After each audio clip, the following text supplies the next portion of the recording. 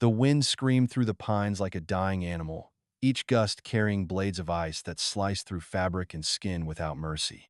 In the suffocating darkness of the Montana wilderness, a Union soldier stumbled forward, his legs barely obeying the desperate commands of his fading consciousness.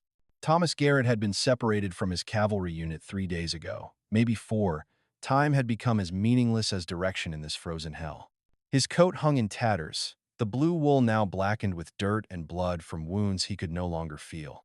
His fingers, swollen and purple, trembled around the stock of his rifle, the only companion that had stayed with him through the blizzard.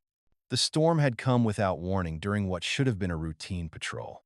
One moment, Thomas and his unit were riding through clear mountain air, tracking Apache raiders who had struck a supply wagon. The next, the sky had darkened to the color of old bruises, and snow began falling so thick it erased the world. Visibility dropped to arm's length. Horses panicked. Men shouted orders that were swallowed by the wind. Thomas's mount had reared when lightning split a tree beside the trail, throwing him hard into a ravine. By the time he climbed back to the path, the patrol had vanished into the white chaos, and his horse had fled. He had stopped shivering an hour ago. That was the worst sign. Thomas knew enough about freezing to death to recognize the moment when the body gave up its fight, when the cold stopped feeling like an enemy and started feeling like a lullaby. His vision blurred at the edges, and he could no longer tell if the shapes moving between the trees were real or if his mind had finally begun its descent into hallucination. He thought of his mother's kitchen in Pennsylvania, the warmth of the cast-iron stove, the smell of bread rising in winter mornings. He thought of his brother Jacob, buried in a mass grave at Shiloh, never coming home. Thomas had enlisted to honor that sacrifice, to make Jacob's death mean something. Now he would die here, alone, his body buried under snow until spring revealed his frozen corpse to the wolves. Their mother would lose both her sons to wars that seemed to have no end. Then he saw it, a flicker of orange light, impossibly warm against the blue darkness. It wavered between the tree trunks ahead, small but unmistakable. Fire, shelter, life. Thomas forced his legs to move, each step an act of rebellion against his body's surrender. His boots were filled with snow that had melted against his skin and refrozen, turning his feet into blocks of ice. He could not feel his toes. That was another bad sign. But the light pulled him forward with magnetic insistence, the promise of warmth stronger than any order he had ever followed. As he drew closer, the light resolved into a hide lodge pressed against a rocky outcropping, its smoke hole releasing a thin stream of gray smoke that was torn apart by the wind. The structure was small, crude by cavalry standards, but it represented everything Thomas had lost hope of finding. Salvation. The lodge was traditional Apache construction, animal hides stretched over a frame of bent poles, designed to be taken down and moved when the tribe migrated. But this one looked permanent, or as permanent as poverty and desperation allowed. The hides were patched with mismatched pieces, some fresh deerskin, some old buffalo hide from better times. It spoke of someone making do with whatever could be scavenged or hunted alone. His hand reached for the entrance flap, but hesitated. Even through his delirium, training whispered warnings. This was Apache country.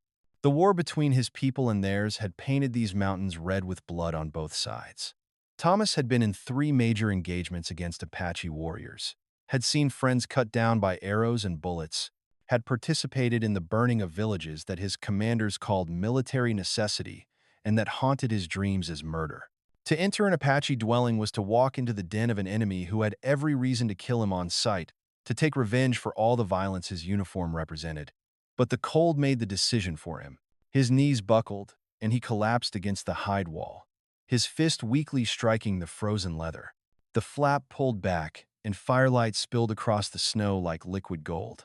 A woman stood silhouetted against the warmth, her body wrapped in a tattered blanket, her face a mask of fear and exhaustion that mirrored his own. She was Apache, no question. The traditional dress, though worn and patched, marked her heritage clearly. Deerskin worked soft, decorated with what had once been elaborate beadwork, now faded and incomplete. Her hair hung in 2 braids, streaked with gray, though she could not have been more than 30 years old. It was her eyes that held Thomas captive in that moment. Eyes that had seen too much death, too much loss.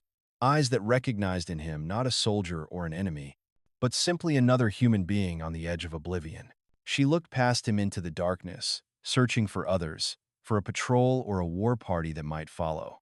Her hand gripped a knife, small but sharp, pressed against her thigh where he could not easily see it. She was ready to defend herself if this was a trick, if he was the vanguard of a raid.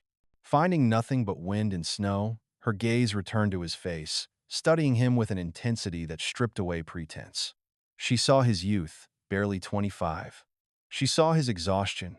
She saw his frost-blackened fingers, and the way he swayed on his feet like a tree about to fall. When she spoke, her English was broken but clear. Each word weighted with a desperation that transcended language. "Please," she whispered, her breath visible in the freezing air. "Don't leave me to freeze out here. I give you warm bed every night. I give you food. Just don't leave me alone." Thomas tried to understand through the fog in his brain. She was asking him not to abandon her, not the other way around. She was begging him to stay. In her solitude, in her terror of facing another winter night without hope, she saw him not as a threat but as a possibility, a chance for survival that she was willing to gamble everything on. The irony struck him even through his confusion. Here was an Apache woman, whose people had been hunted and killed by men in uniforms like his, whose family had likely been destroyed by cavalry raids like the ones he had participated in, begging him to stay, offering him warmth and shelter and companionship in exchange for his presence, his protection, his company. Anything but the crushing weight of isolation that was killing her as surely as the cold. Thomas's legs finally gave out completely, and he crumpled into the snow. The woman moved without hesitation, dropping her knife and hooking her hands under his arms, dragging him toward the entrance. She was stronger than her thin frame suggested, all whipcord muscle and desperate determination, or perhaps desperation gave her strength that exceeded her body's limits. The moment Thomas crossed the threshold, the warmth of the fire hit him like a physical blow, and darkness claimed him entirely. His last conscious thought was wondering if he would wake up with an Apache blade between his ribs and finding that he did not care as long as he died warm. When consciousness returned, time had become elastic and strange. Thomas had no idea if minutes or hours had passed.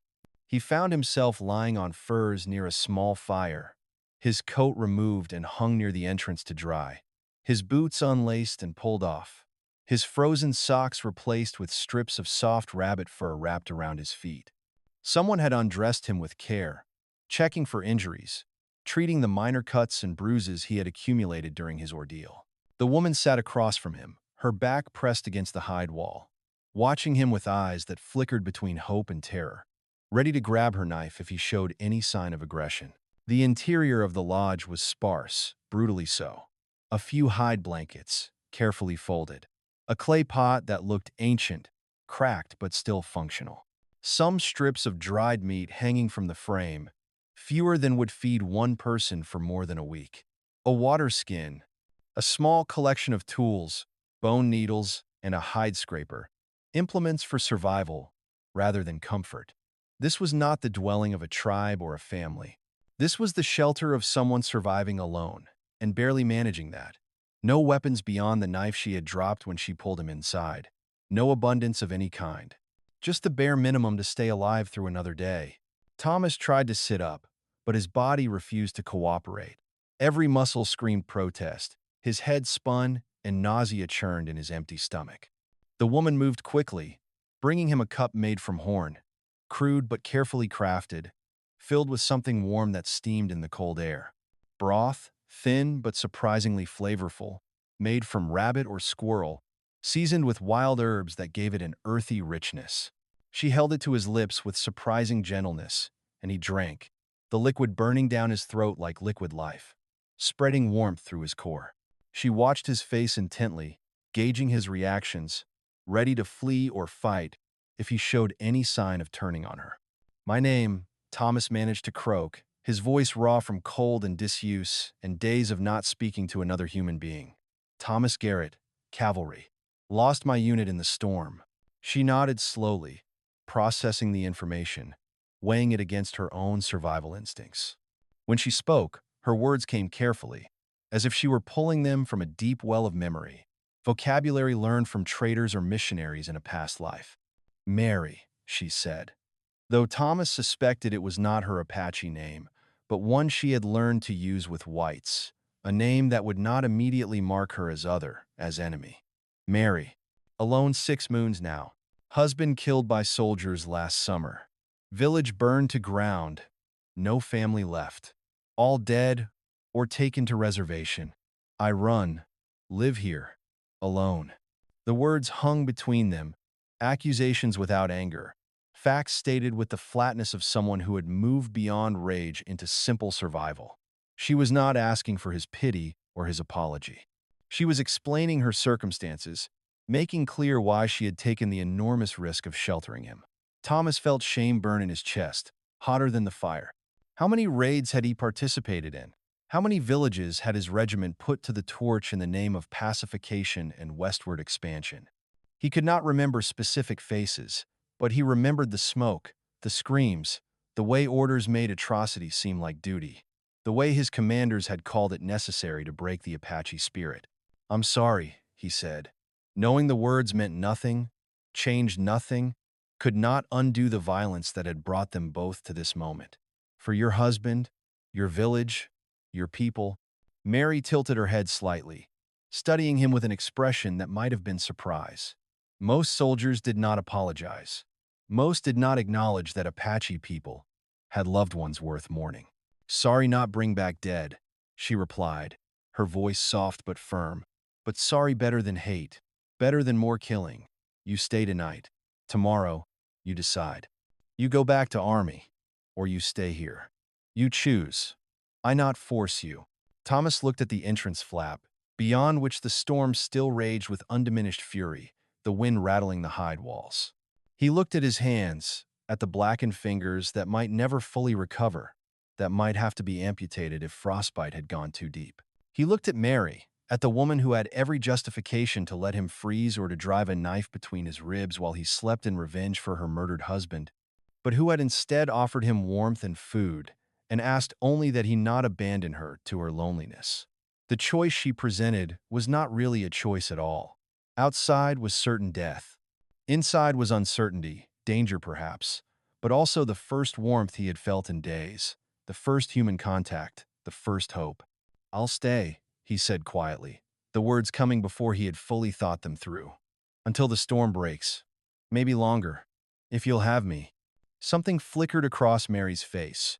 Relief so profound it was almost painful to witness, as if she had been holding her breath for days and could finally exhale. She nodded once, quickly, as if afraid he might change his mind, then turned to tend the fire, adding small pieces of wood with the careful economy of someone who knew exactly how limited her resources were, who understood that every stick of firewood represented effort and survival. Thomas lay back down, his body demanding rest, even as his mind churned with questions and consequences. He had crossed a line tonight, accepting hospitality from the enemy, placing his life in Apache hands. If his unit found him here, there would be courts martial, accusations of desertion or worse, possibly execution for collaboration. But those concerns felt distant, abstract, compared to the immediate reality of warmth and safety and another human being who had chosen to save his life when she could have let him die. As sleep claimed him again, his last conscious thought was of Mary's eyes, and the desperate hope he had seen there when he agreed to stay, the way her shoulders had relaxed infinitesimally, as if she had been carrying an impossible weight that had suddenly lightened. The next morning arrived with deceptive calm.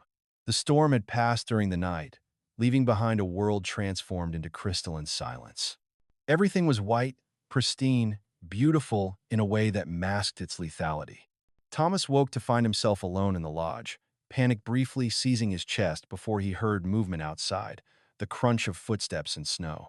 Mary entered carrying an armful of dead wood, her breath steaming in the cold, her face red from exertion. She had been up for hours, he realized, gathering fuel while he slept, ensuring they would have enough to keep the fire burning through another day and night.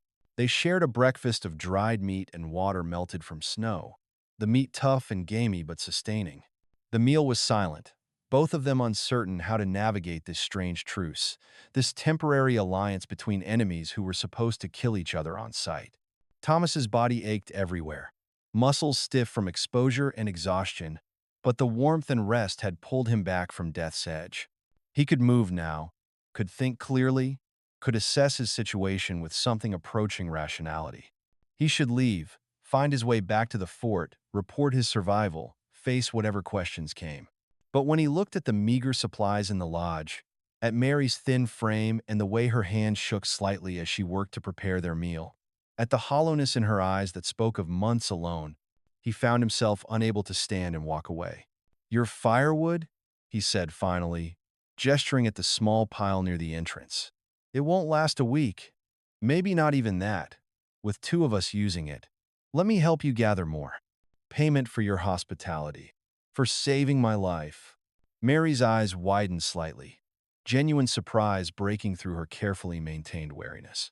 She had expected him to leave with the dawn, to take what warmth and food she had offered and disappear back to his own kind. The offer to stay longer, to contribute rather than simply take, caught her off guard.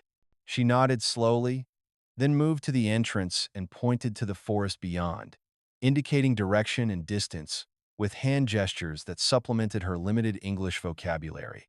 They worked through the morning in near silence, Thomas gathering fallen branches while Mary showed him which woods burned best, which held too much sap and would smoke excessively, which could be used for smoking meat if they were fortunate enough to kill a larger animal. His cavalry training had taught him to make fire, to create warmth in hostile territory. But this was different knowledge, survival wisdom accumulated over generations, passed down from grandmothers to mothers to daughters, refined by centuries of living in harmony with land that seemed determined to kill the unprepared. Mary moved through the forest with a confidence that disappeared inside the lodge, reading the land like a language Thomas had never learned to speak, finding value in things he would have walked past without notice. By afternoon, they had accumulated enough wood to last 2 weeks, if burned carefully, if they were judicious about heat and did not waste fuel during the day when sunlight provided some warmth. Thomas's hands were raw and bleeding from handling frozen wood, splinters embedded in his palms, but the work felt good, purposeful, a way to repay the debt he owed this woman who had saved him. When they returned to the lodge, Mary prepared another thin meal, dividing portions with mathematical precision, cutting the dried meat into exact portions. Thomas realized with a start that she was giving him the larger share, sacrificing her own nutrition to keep him strong, treating him like a guest, even though she barely had enough to feed herself. The gesture moved him more than words could have, this act of generosity from someone who had nothing to spare. "No," he said firmly, pushing part of his portion back toward her with one battered hand. "Equal.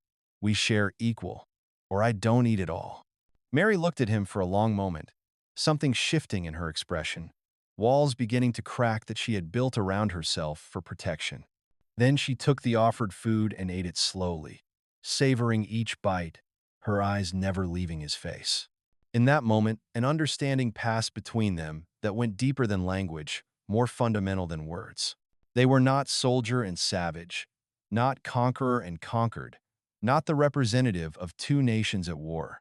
They were two people alone in a hostile world, and they had decided, consciously or not, to face it together, to pool their resources and their will to survive against the odds. The days blurred into a routine that felt almost normal, almost peaceful. Thomas hunted, using his rifle to bring down rabbits, and once a young deer that had wandered too close to their shelter, providing them with meat for a week and hides that Mary worked with practiced efficiency.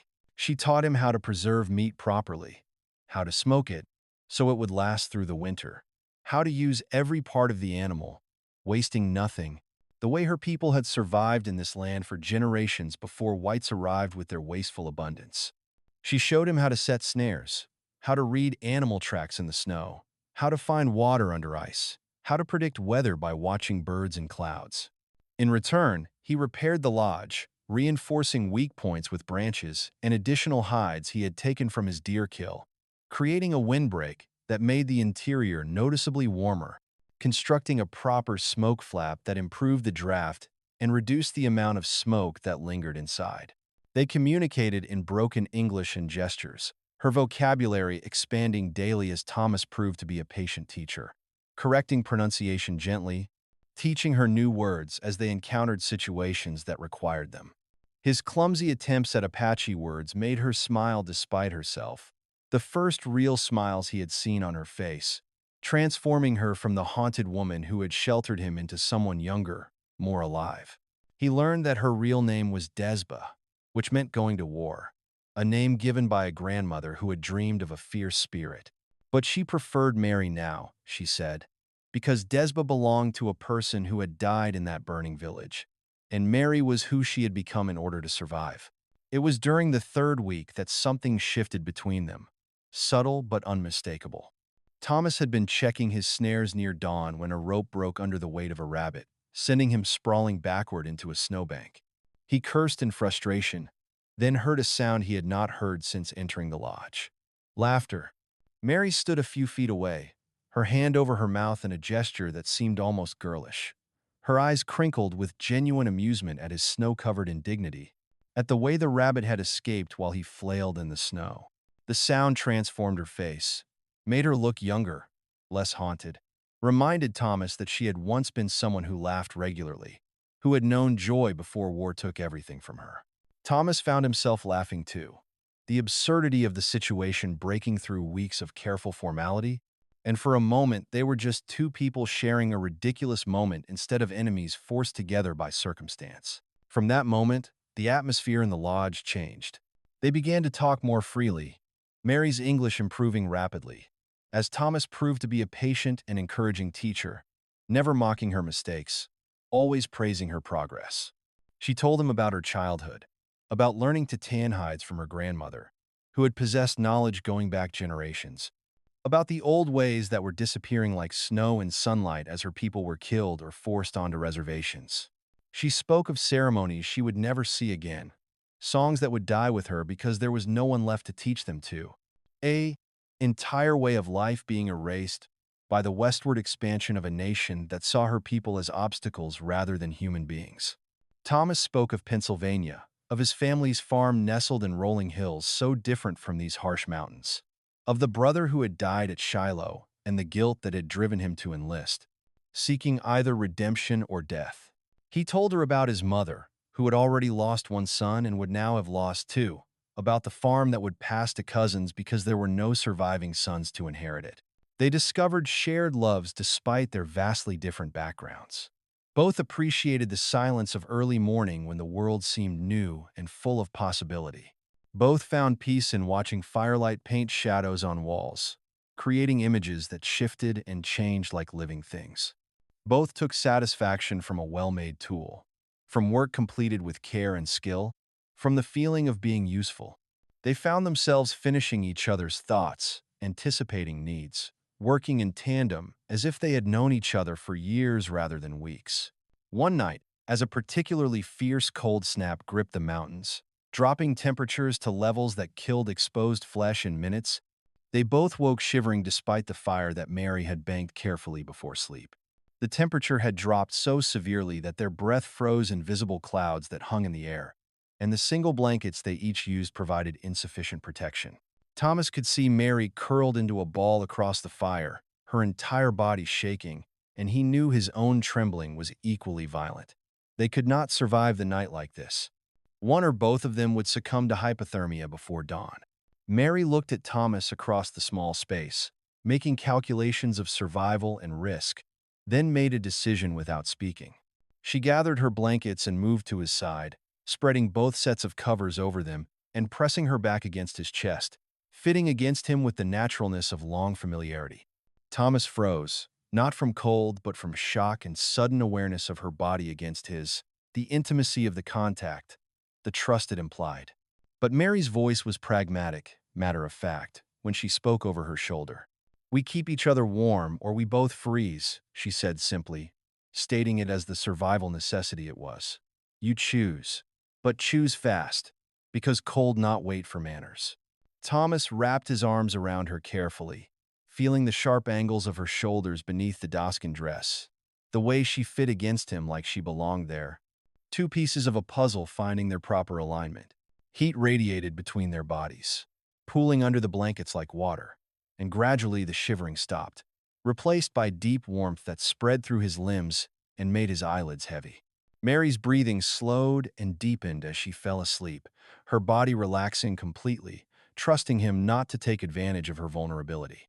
Thomas lay awake for a long time, staring at the dying fire, feeling something shift in his chest that had nothing to do with temperature, an emotion he was afraid to name because naming it would make it real and impossible to deny. From that night forward, they slept together, wrapped in blankets and each other, and Thomas began to understand that Mary's original plea had been about more than physical warmth or simple survival. She had been dying of loneliness, of the soul-crushing isolation that comes from having no one to speak to, no one to care if you lived or died, no one to witness your existence and confirm that you mattered. The warm bed she had promised was not just about surviving winter. It was about surviving the human need for connection, for touch, for the simple presence of another heartbeat in the darkness. And Thomas realized he had needed it too, had been dying in his own way among the cavalry, surrounded by men but utterly alone, going through motions without purpose, waiting for a bullet to end the emptiness. But the past never stayed buried long, especially in a land soaked in blood and conflict. Thomas woke one morning in their fourth week together to find Mary sitting rigid by the fire, her entire body tense with fear, her hand wrapped around her knife. She pointed silently toward the entrance, and Thomas heard it immediately, the sound that turned his blood to ice. Voices, English voices, male voices. A patrol, close enough that their words carried clearly through the cold air and the leather walls. His unit, or what remained of it, was searching the area, looking for survivors, looking for him. Private Garrett's last known position was 3 miles east of here. A sergeant's voice drifted through the walls, familiar and dangerous. If that lucky bastard survived the storm, he might have holed up somewhere around here. Check every structure, every cave, every overhang. The captain wants answers before we give up and list him as killed in action. Thomas and Mary's eyes met in mutual understanding and shared terror. If they found him here, with an Apache woman, in circumstances that suggested more than simple survival, the consequences would be catastrophic for both of them. For Thomas, there would be charges, possibly desertion or collaboration with the enemy, certainly court-martial, quite possibly execution if his commanders decided to make an example. For Mary, there would be no trial, no questions asked, no investigation. She would be killed on sight, shot down as a hostile Apache, or dragged back to a reservation to die slowly of disease and despair and the destruction of everything that made her who she was. Either fate was unacceptable. Thomas made a decision in that instant that surprised even himself with its clarity and speed. He grabbed his rifle, checked that it was loaded and ready, and moved to the entrance. Mary clutched his arm, her eyes wide with questions and fear, her fingers digging into his flesh hard enough to bruise. He covered her hand with his, feeling the calluses from her work, the trembling that she tried desperately to hide, and met her eyes with as much reassurance as he could muster. "I won't let them take you," he whispered fiercely, meaning it with every fiber of his being. "I promise. Whatever happens, I'll keep you safe." He slipped outside into the brutal morning cold, moving with the stealth that cavalry training had ingrained in him through countless patrols. The soldiers were spread out through the trees in standard search pattern, 4 men total, methodically checking the area in ever-widening circles. Thomas recognized 2 of them immediately. Soldiers from his own company, men he had shared campfires and jokes with, men who had fought beside him, men who would now see him as a traitor if they discovered the truth. He circled wide, approaching from an angle that would draw them away from the lodge, away from Mary, creating distance and misdirection. "Garrett?" one of the soldiers called out, catching sight of movement between the trees. "Thomas Garrett, is that you? Christ, we thought you were dead." Thomas stepped into view, his rifle held across his chest in a neutral position that suggested neither threat nor surrender. The 4 soldiers converged on him quickly, their expressions shifting from relief to confusion as they took in his appearance with growing suspicion. He was dressed in a mix of cavalry issue and clearly Apache-made clothing, his hair longer than regulations allowed, his face weathered in ways that a few weeks alone in the wilderness could not explain, His bearing changed in subtle ways they could not quite identify. "Garrett, thank God," the sergeant said, lowering his weapon but not holstering it entirely. "We thought you were dead, swallowed up by that damn storm. What happened to you? Where the hell have you been all this time?" Thomas's mind raced through possibilities and lies. He could tell the truth and doom them both, signing Mary's death warrant in his own disgrace. Or he could lie and hope they believed him, hope they would not investigate further. "I found a cave," he said carefully, keeping his voice steady despite his racing heart. "About 2 miles north of here, deep enough to shelter from the worst of the storms. I've been trying to find my way back to the fort, but every time I got close to figuring out direction, another storm hit and I had to hole up again." The sergeant nodded, seeming to accept this explanation at face value. But one of the other soldiers, a corporal named Davies, who had always been suspicious and mean-spirited, was staring at Thomas with narrowed eyes full of distrust. "What's that on your coat?" he asked, pointing with his rifle barrel at Thomas's chest. "That's not standard issue. That's not even civilian. What is that?"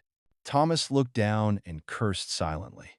He was wearing a vest that Mary had made for him in the second week, sewn with sinew and decorated with simple beadwork in traditional Apache patterns, a gift she had worked on in secret and presented shyly one evening.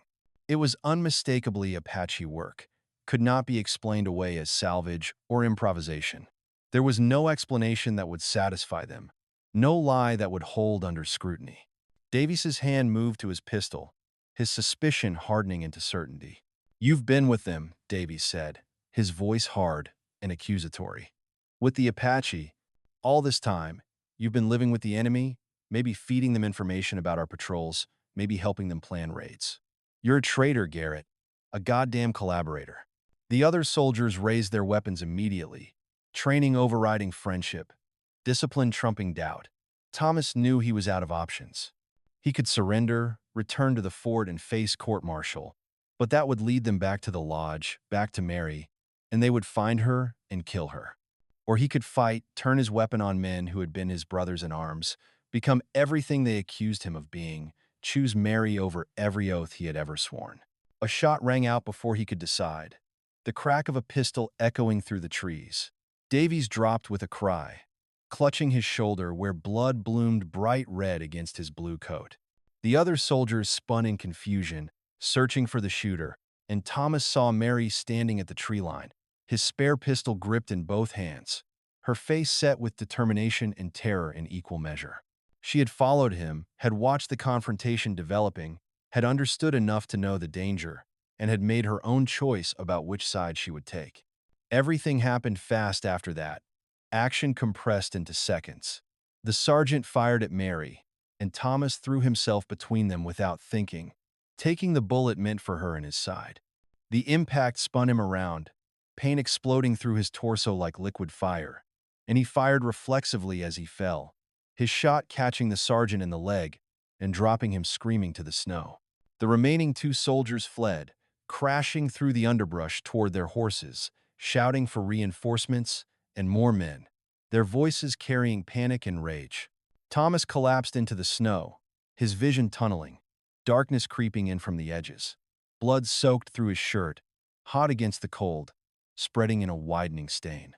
Mary was there instantly, her hands pressing against his wound, trying to staunch the flow, her voice urgent in a mix of Apache and English. A stream of prayers and curses and pleas for him to stay conscious, to stay with her, to not leave her alone again. He could feel the blood, too much blood, pumping between her fingers despite her desperate pressure. He had minutes at best before shock took him, maybe less before blood loss ended everything. "Run," he gasped, gripping her wrist with what little strength he had left, trying to make her understand. "They'll come back with more men, with the whole company. You have to run. Get far away from here. Save yourself." Mary's face was wet with tears she did not bother to wipe away, but her jaw was set with stubborn determination, the same fierceness that had kept her alive through months of solitude. "Not without you," she said fiercely, her English suddenly perfect in her intensity. "You promised to protect me. I protect you too. We go together or we die together. No more alone. Never alone again." She hauled him to his feet with strength born of pure desperation and will, supporting his weight as they staggered back to the lodge, Thomas leaving a trail of blood in the snow that any tracker could follow. His mind was fogging, consciousness slipping away in waves, but he understood her plan. She was gathering their few possessions, packing dried meat and blankets into a makeshift carrier with frantic efficiency. They could not stay here. The patrol would return within the hour with overwhelming force, perhaps the entire company, seeking revenge for the two wounded men. Their only chance was to disappear into the mountains, to find a place so remote that no cavalry patrol would follow, to vanish into the wilderness that had nearly killed Thomas once before. They moved as quickly as Thomas's failing strength allowed, Mary half carrying him through the forest, following paths only she could see, animal trails and ancient routes that her people had used for generations. Blood marked their trail in the snow like breadcrumbs, but she could not stop to cover it, could not waste precious minutes when every second counted. Thomas drifted in and out of awareness, his body operating on instinct and stubbornness, refusing to quit despite mortal injury. He caught fragments. Mary's determined face, the burning agony in his side, the way the trees seemed to spin above him, the taste of copper filling his mouth. They reached a ravine he dimly remembered from a hunting trip, a place where the rock face had collapsed into a natural shelter barely visible from above, hidden by overhanging trees and snow-laden branches. Mary dragged him inside, into darkness that smelled of stone and old leaves and animal dens, a space barely large enough for two people, but hidden well enough to offer hope. She worked with frantic efficiency, packing snow around his wound to slow the bleeding, wrapping it with strips torn from her dress, exposing her own skin to cold in order to save his life. The pain was beyond description, beyond anything Thomas had experienced in war or training, but he bit down on a piece of leather and endured it, focusing on Mary's face, on the concentration in her eyes, as she fought to save his life the way he had tried to save hers. "I'm sorry," he whispered when she finally sat back, her hands bloody to the wrists, her face exhausted. "I brought this on you. Should have left when the storm ended. Should have known I'd lead them here. This is my fault." Mary leaned close, her face inches from his, her eyes fierce despite the tears still streaming down her cheeks. "You give me reason to survive winter," she said softly but intensely. "Before you come, I just wait to die. Every day same. Wait for cold or hunger or sickness to take me. You make me want to live again. Make me remember how to fight. I'm not sorry. Never sorry. You worth fighting for." She kissed him then, a gentle press of lips that tasted of salt and blood and desperation and something sweeter that he had not expected. Thomas kissed her back, pouring into it everything he could not say. All the impossible feelings that had grown in the warmth of their shared nights. All the love that had bloomed in the most unlikely soil, that defied every rule and division their worlds had constructed.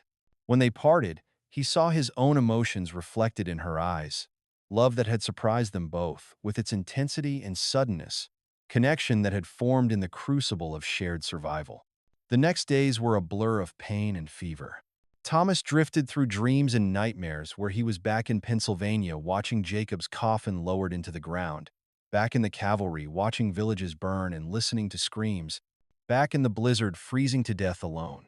Mary stayed with him constantly, cooling his fever with snow, forcing broth between his lips made from the last of their dried meat, changing his bandages with supplies that dwindled rapidly.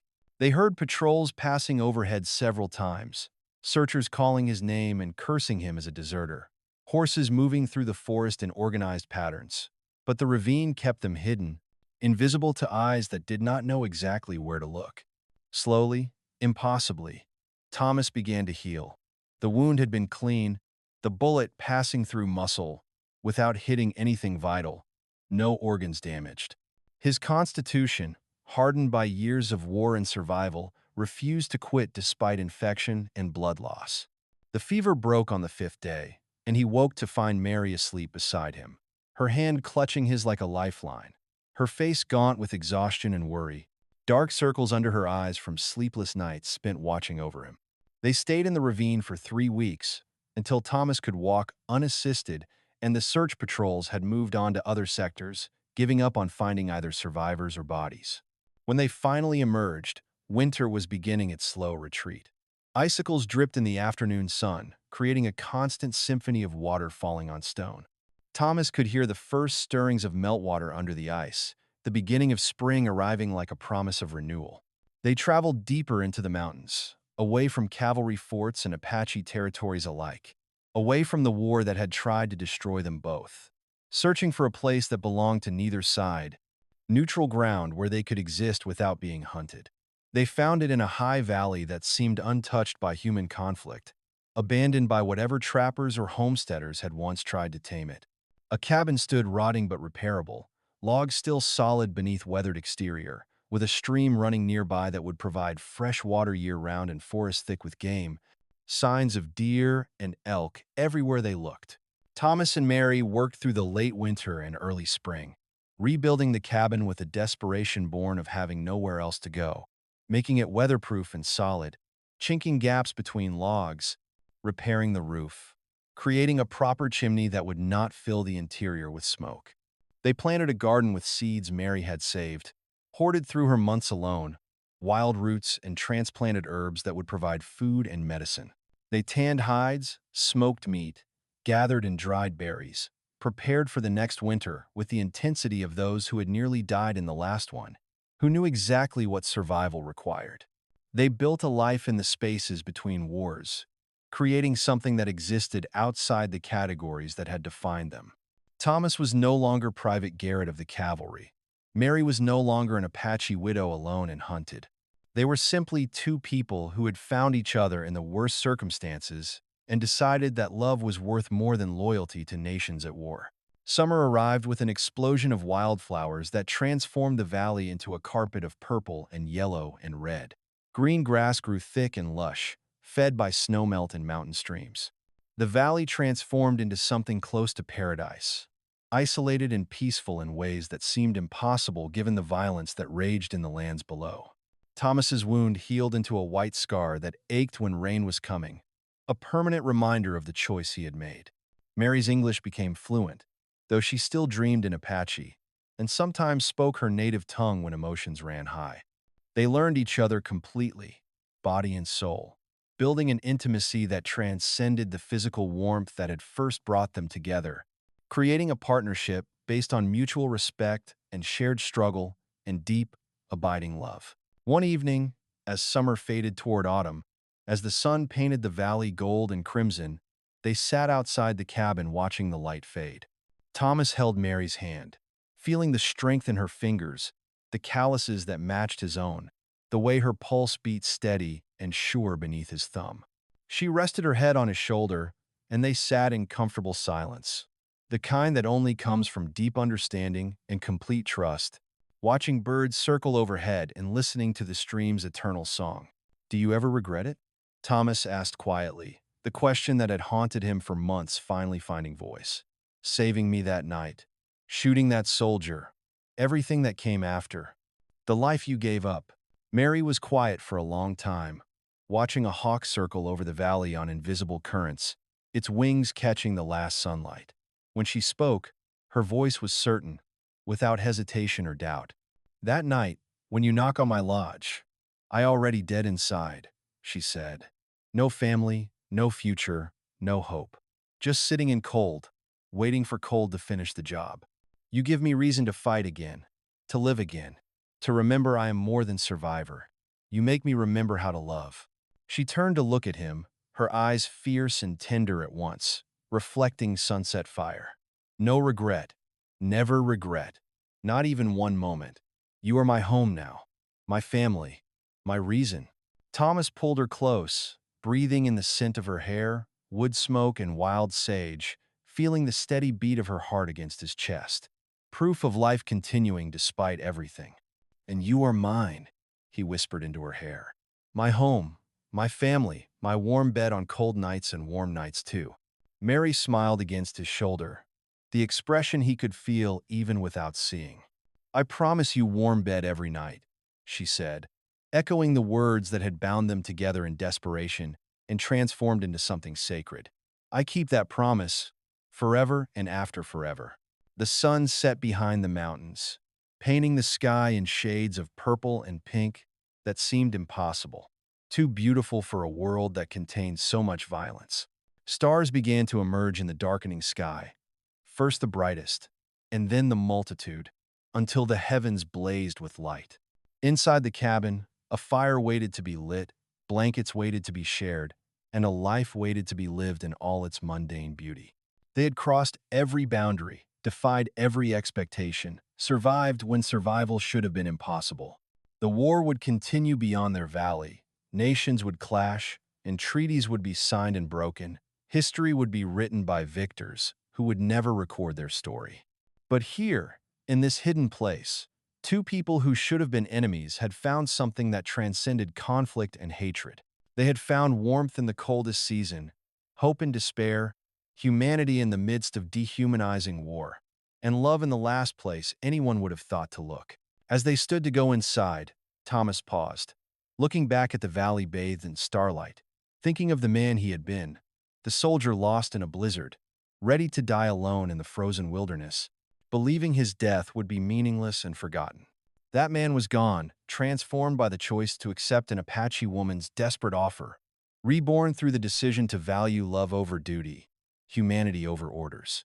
In saving each other, they had saved themselves, had discovered that connection could bridge any divide, that love could grow even in soil soaked with blood. Mary tugged his hand gently, leading him toward the firelight spilling from the cabin door, and Thomas followed, leaving behind the ghosts of soldiers and warriors and stepping into a future built on choice rather than circumstance. Tomorrow would bring its own challenges, its own struggles. There would be hard winters and failed crops and injuries and sorrows. But they would face everything together, wrapped in blankets against whatever cold winds might come, their hearts beating in rhythm, their survival dependent not on weapons or walls, but on the simple revolutionary act of seeing each other as human, of choosing love in a world that demanded hate. They closed the door behind them, shutting out the night, and the fire burned bright and warm until morning. A small light in the darkness, but steady and enduring, a flame that refused to be extinguished.